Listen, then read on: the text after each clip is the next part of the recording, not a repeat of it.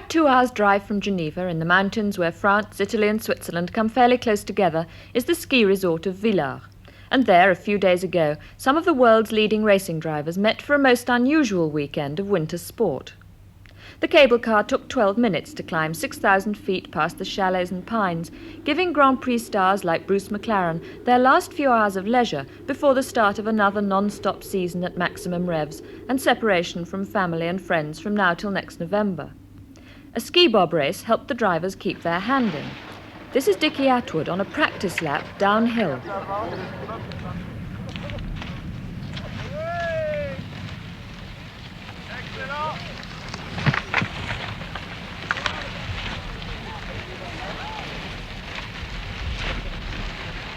Motoring correspondent Bernard Cahier is the man who thought up the idea of this Grand Prix weekend. Well, you know, the idea is just to, when the motor racing season is over, to get together with a friendly group, the driver and the journalist, and just relax in the snow and forget about motor racing, you know. From what you've seen, do the Grand Prix drivers show any special aptitude for ski bob? Well, shall we say they're courageous. They're not always very agile, but they're courageous. Last year, Agostini was particularly good because he's a motorcycle rider, you know, and I think a motorcycle rider will have an advantage over a Grand Prix driver. Looking forward to the Grand Prix season 1970, which is starting in a few days' time, what sort of season do you think it's going to be? Well, I tell you, I think Ferrari can be better next year because they've done a lot of efforts through Fiat. I'm very impressed by the new Brabham. And old Jack seems to be greener than ever. The March, we know they have good people behind, but we've never seen it race, so it's a sort of a point d'interrogation, as we say in French. That the BRM, they got to try a new car, but we don't know yet what's going to be. The McLaren is a good value, and Denis has proved in the end of the season that he still can beat the top, you know. So I think we're going to have a particularly good season, very well open, you know, and well balanced. A good sense of balance is what all the drivers needed for this Saturday contest in the snow. Drawn number 1 in the ski bob final, ex-British saloon car champion Sir John Whitmore. Now, like Jackie Stewart, a resident of tax-happy Switzerland, John Whitmore seemed a little more unsure of himself in the snow than one might expect of a sportsman close enough to the Alps to ski every weekend. Go wide! Go wide! Wide! Up and at him, John! Break your nose! Come on, John! You're the best! Go, John! We're just coming on to about the fastest part of the course here. I guess we're doing about 40 miles an hour. And then it gets a bit rough and we get a bit sideways down here. And then we come into the gates again. There's a couple of narrow gates here. And it gets towards the finish. Hi. And it's very rough at the end here. You start jumping all over the place. And whoops! Nearly at the finish. And there's Regazzoni in front of me. Oh, it just finished. New Zealander Bruce McLaren put a Kiwi badge on the crossbar of his Porsche ski bob. Oh, Bruce, I didn't know you were driving a Porsche this season. How do you find it? Well, it's not bad. The brakes tend to fade a bit, but otherwise it's all right. Oversteers a bit now and Pretty then. reliable engine, though, isn't it? Very, yeah. All you got to do is point it down there and it goes, whether you wanted to or not, unfortunately. How much of this have you done? Well, I've been practicing kind of since yesterday morning, but I'm finding I can control this bit fine. Yeah, the ski bob's all right. It's my feet I have trouble with. Is it easier than skiing? I imagine so. I've never skied, but this is relatively easy. A day or so, and you can learn what to do with it. Coming back to four wheels, how do you think the Grand Prix season's going to be this year? Well, basically, it's potentially a better season than we've ever had. There's more cars being built, more cars tentatively entered. Unfortunately, at the moment, we're having a good many problems with the FIA and what have you. But potentially, it's a very good season. Well, now, I hear the constructors have decided that if the FIA lets Formula 2 cars into Grand Prix races, they're not going to enter their Formula 1 cars. Is it so?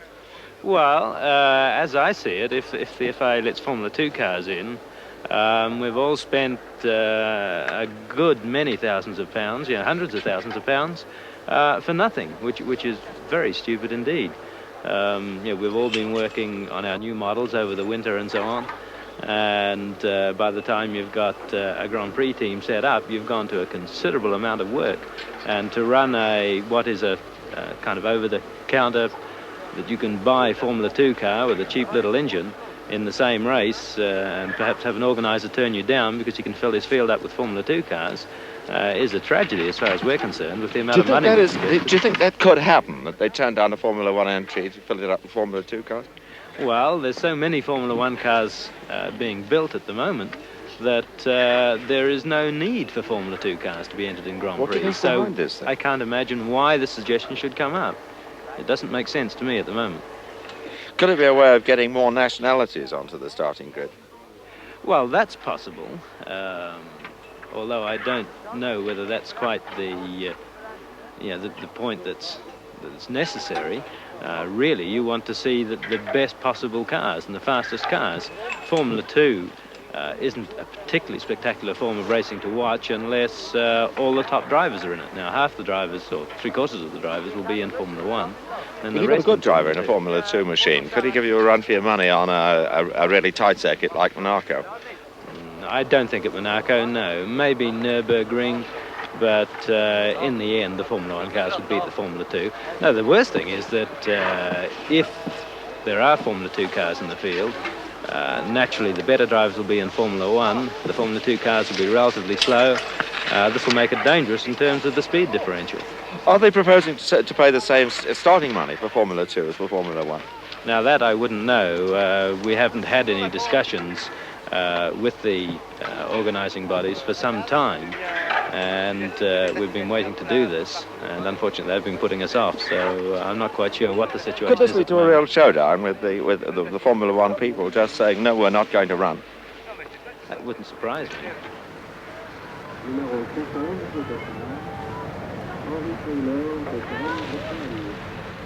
McLaren was to finish as the best-placed British competitor at the end of this weekend of sportsmanlike suffering in the snow. But in the early practice sessions, his fastest time of 1 minute 44.24 was half a minute down on the leader, and his cornering left a good deal to be desired. Perhaps the story would be very different if he designed skibobs as well as his own cars.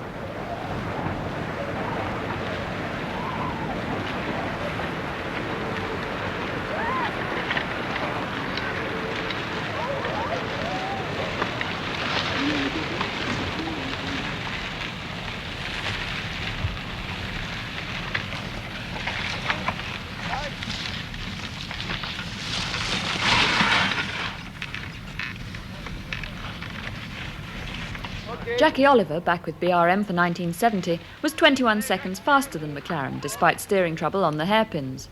The skibob, with all the advantages of handlebars, brakes on your boots, and a motorcycle seat nice and near to the ground, is said to be the new safe way for beginners to get used to the snow. But if you were Jackie Oliver, you wouldn't think so.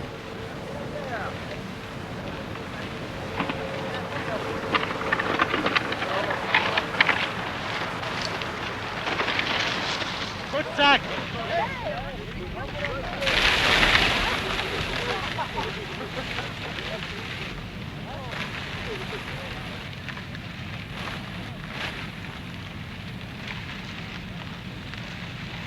I've come off of this thing so many times. Wouldn't believe it. But this, it's a damn sight more dangerous because I don't know what I'm doing. I'm completely out of control now.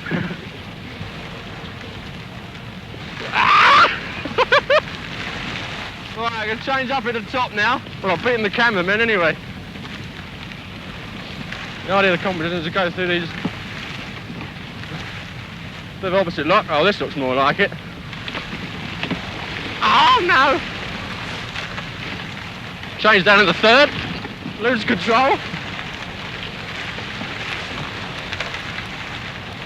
And this one. Over there. Oh, no, look out. I always tell there's an accident coming.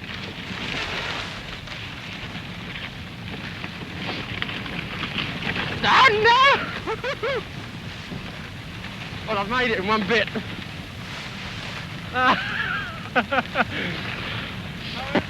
Oh, it's all right, it's fine.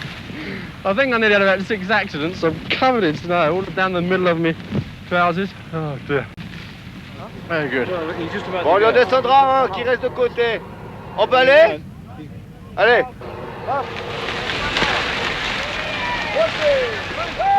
Baron Huschke von Hanstein, for many years the competition boss of Porsche, put up one of the fastest times of the day. Winner of the Mille Miglia, his pre-war success riding motorbikes may have given him the edge over the four-wheelers. He certainly hadn't forgotten the value of a dramatic finish.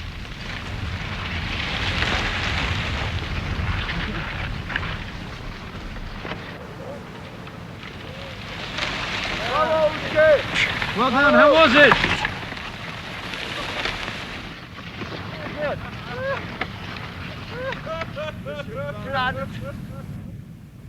What did you do wrong?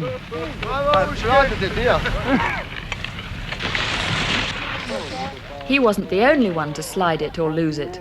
Crashes came fast on the skibob circuit, but top marks for staying power went to Ford executive Henry Taylor.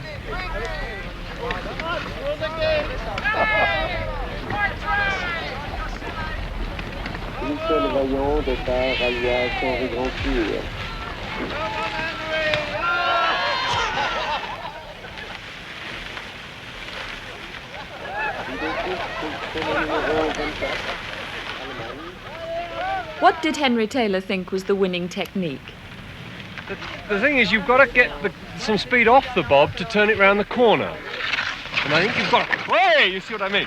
You've got to have it sideways and use the edge of the ski to slow it down and get it round the corner. Rather like more like a speedway bike than an ordinary bike. You've got far too much power. It's all going too quickly anyway. And we've got no brakes, as you know. Very little steering, but if you can get it sideways and this sort of thing, well, that's all right in theory, but of course in the competition it all goes wrong because people have fallen and made great big holes, so it's like an obstacle race, booby trap race. It's impossible, but it's fun. Are you looking forward to the 1970 motorsporting season? Very much indeed, of course we are. As a company, we're always looking forward to it. Is everybody going to be on Ford engines this year? Well, no, we're very worried about Ferrari. Of course, they've got the flat 12 going very well indeed, and I think they're really going to give us a hard fight. What do you think is going to be the most interesting question of 1970 in Formula One? I think it's the Ferrari question. Ferrari and maybe BRM and what other engines there are to come along in Formula One. A lot of the drivers are saying that last year everybody drove on Ford, so it wasn't as interesting as it might be for the spectator. What do you think about that? No, I don't agree with that. Although the engines were the same, the drivers were not the same, the cars were not the same, the tyre equipment was not the same. It was terribly interesting to see which driver was really a driver and not getting a first place because solely of his equipment.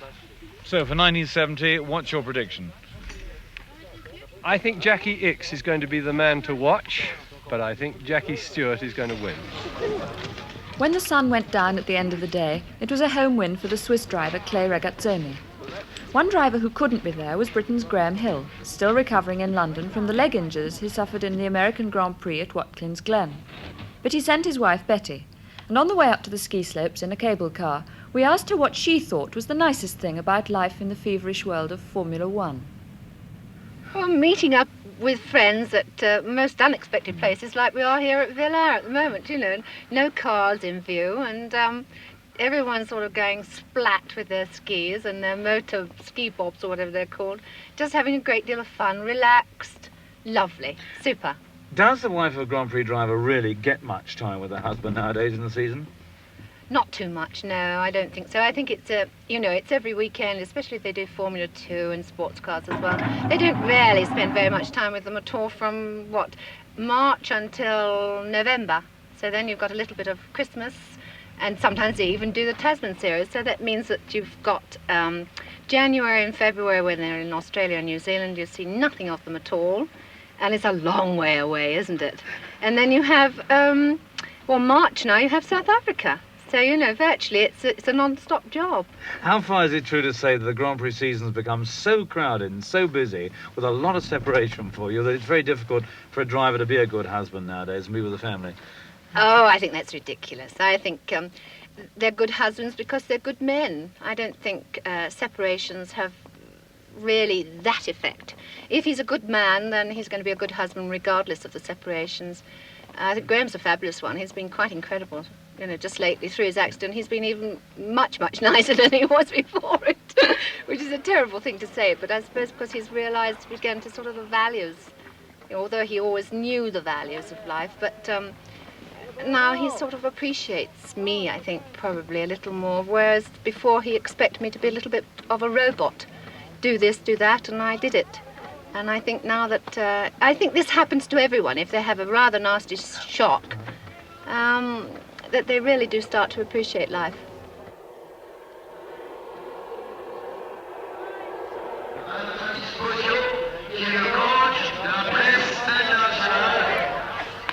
That same Saturday night, the Grand Prix drivers danced their own special kind of skater's waltz on the patinoire at Villars. The occasion was meant to be an international ice hockey match between the drivers and the motoring correspondents who write about them through the season. In the event, few reputations were left standing, and everyone's image and a good many other things got badly bruised.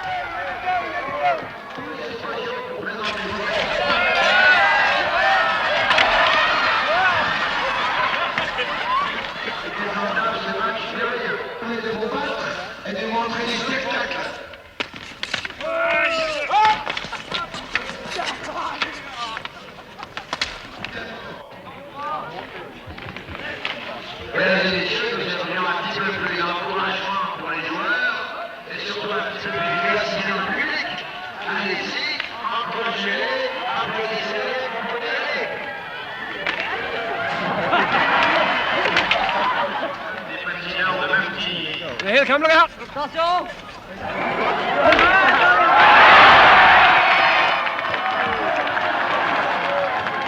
And so we come to the end of this international ice hockey match at Villars between the racing drivers and the representative of press, radio and television, with a startling victory of 3-0 on behalf of the racing drivers. This was a needle match because it gave the drivers a chance to get their revenge on the reporters who've been needling them for the past year or two, and they went straight into the attack from the beginning with brilliant goals by Sir John Whitmore and Stommelen, and to this the pressman had no reply, but there was plenty of action and some hard blows were taken, but there was no flinching because most people had taken the precaution of stuffing pillows down their trousers before the start, and in fact there were no calls for medical assistance except the one on behalf of one of the spectators, an insurance man, who counted up the value of the life insurance on the drivers involved and promptly fainted. The drivers themselves, of course, we know from experience that the modern racing driver drives lying down, and a number of them seem to play ice hockey the same way. Sunday morning, 9 o'clock. With only hours to go before the finish of this weekend of rest and relaxation, the pace hots up. The racing drivers have to race again. This time on the grid, a free-for-all formula and a kind of ski scooter called skidoo.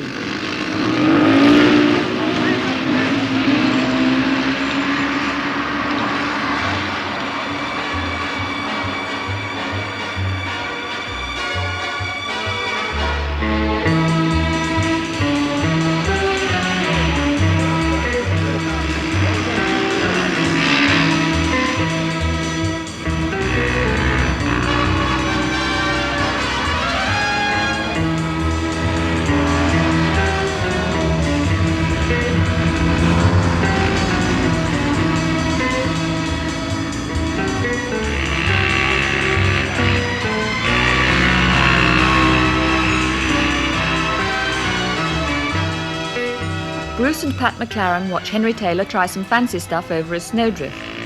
When all the results were announced at the end of this relentless weekend of contests and competition, the British drivers had managed to secure 6 of the first 16 places, and they still found just enough time for a snack and the odd hour or so of sleep.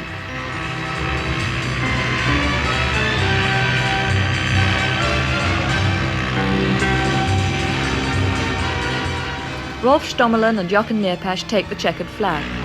From where I stood, I couldn't help wondering if people who race have to be quite so busy to enjoy their time off. The smoke and the smell seemed much the same as on any circuit in the world.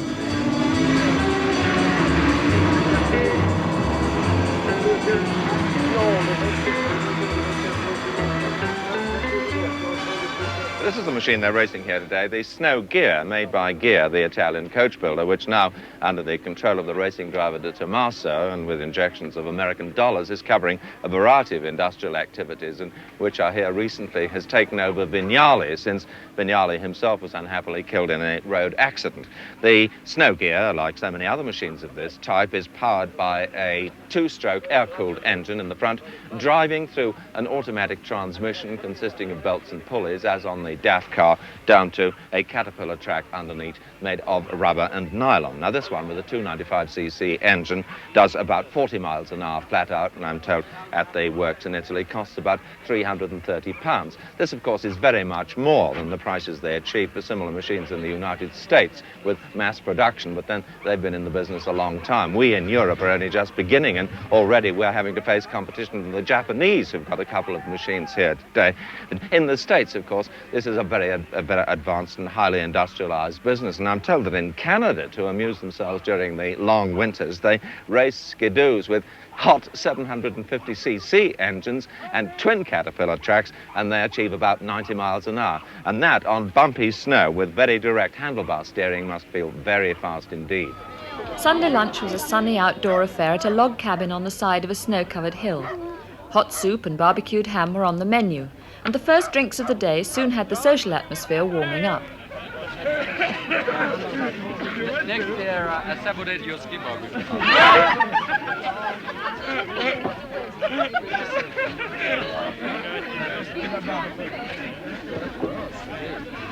You have to try it.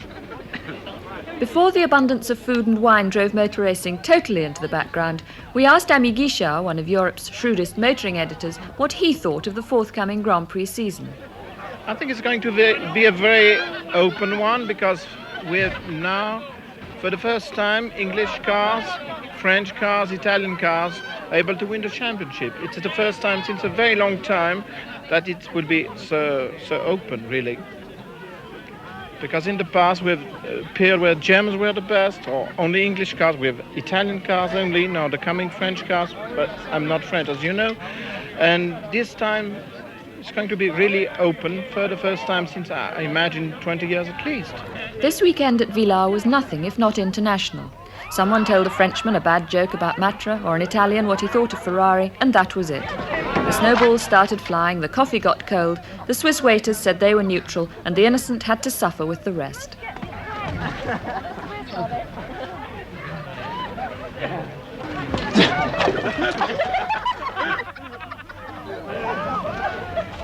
In 100 years of tourism, Villars had never seen anything like it.